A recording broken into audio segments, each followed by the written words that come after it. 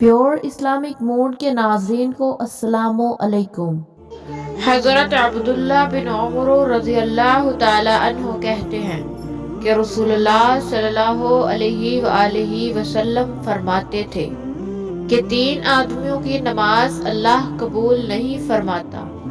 ایک تو وہ شخص جو لوگوں کی امامت کرے اور لوگ اسے ناپسند کرتے ہوں۔ دوسرا وہ شخص جو نماز میں پیچھے آئے۔ پیچھے آنا یہ ہے کہ جماعت فوت ہو جانے یا وقت گزر جانے کے بعد آئے۔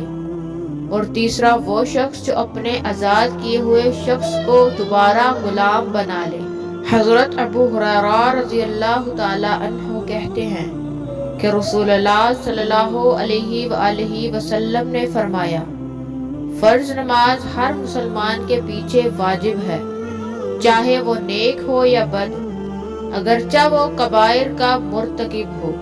4 چیزیں رزق کو کھینچ لاتی ہیں: رات کا قیام کرنا، سحری کے وقت استغفار کرنا، ہمیشگی سے صدقہ کرنا، اور دن کے شروع اور آخر میں اللہ کا ذکر کرنا۔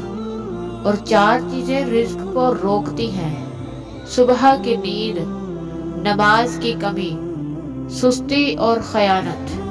رسول اللہ صلی اللہ علیہ وآلہ وسلم نے فرمایا، اللہ اس شخص کے چہرے کو تر و تازہ رکھے جس نے میری حدیث کو سنا، اسے یاد کیا، اس کی حفاظت کی اور پھر اسے آگے بیان کیا۔